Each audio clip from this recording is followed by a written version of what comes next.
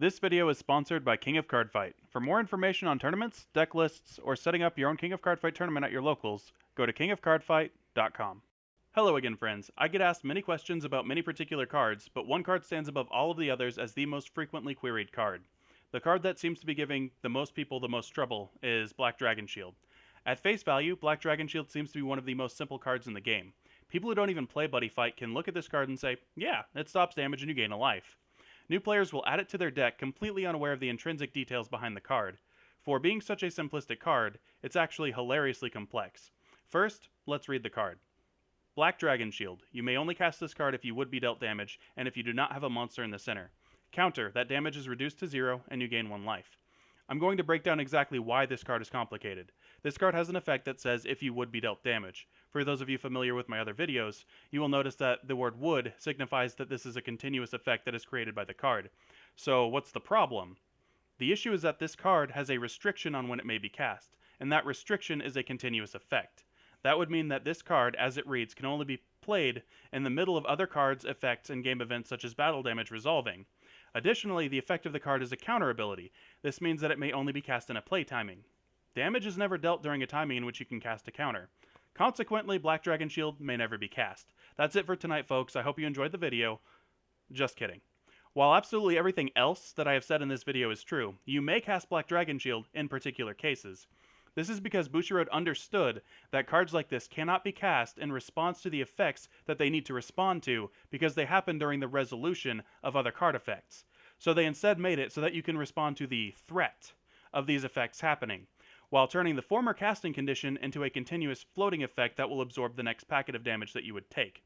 If we were to rewrite this card effect to be more in line with how it actually functions, it would look a little bit more like this. Black Dragon Shield. You may only cast this card when you might take damage, and if you do not have a monster in the center. Counter. The next time you would take damage, that damage is reduced to 0 and you gain 1 life.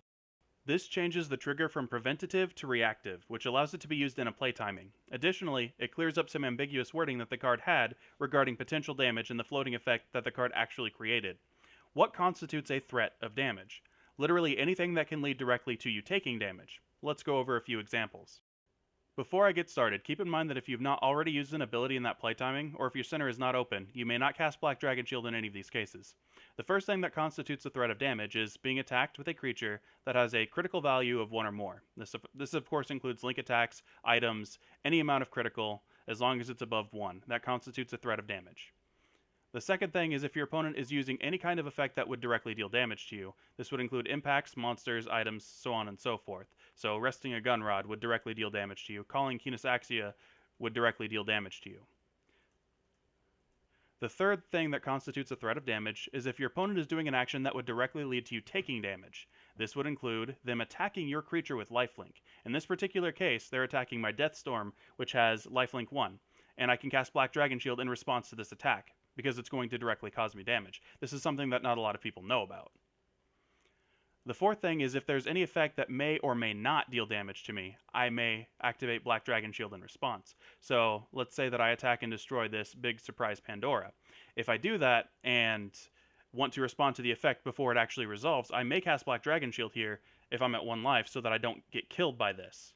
Additionally, this would also apply to other effects like Daredevil Barrett, or Mimic with a Prize. The fifth type of thing that would constitute you potentially taking damage would be if there's any continuous floating effects that you would have to trigger to cause damage. This would include cards like Azure Cascade Formation. So if my opponent is at 2 life, and if I am attacking them directly for 2, then Azure Cascade Formation has a threat of dealing damage to me, and I may cast Black Dragon Shield without any other cards being in play, just because I'm attacking my opponent directly, and Azure Cascade Formation will trigger off of that. This would also include if my opponent is going to trigger Azure Cascade Formation by any means, including using the Mimics or Big Surprise Pandora, although you can already respond to those with Black Dragon Shield, or say calling over their monster with lifelink. That would also work. And because their lifelink would cause them to go down to 0, you can respond to them calling over their monster with Black Dragon Shield, because that would cause you to be dealt damage. Moving on to the sixth example, if they are attacking your creature in the center with a card with Penetrate, that constitutes a threat of damage. Obviously, in this particular example, we can't cast Black Dragon Shield because we have a card in the center. The seventh and final example that I have is if your lifelink effects are being triggered by some other conditions.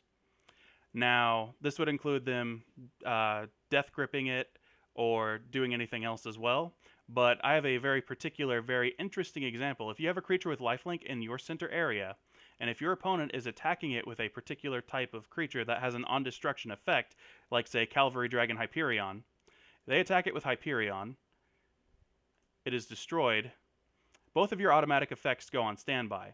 His automatic effect is that he places the top card of his deck into his gauge. Your automatic effect is lifelink 1. Now, in response to his automatic effect to gain a gauge, you may cast Black Dragon Shield now, even though he destroyed your monster in your center area. This also applies to other effects like Taro's Curse, Spectral Strike, so on and so forth.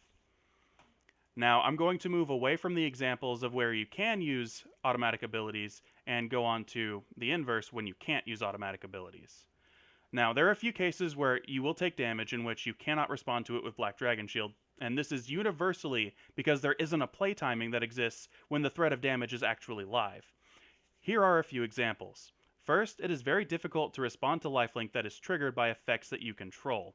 It can be done if you trigger some form of automatic effect of your opponent's, like a Thunder Mine or Art of Explosive Hades Fall, and you are counter-calling your monster during your opponent's turn.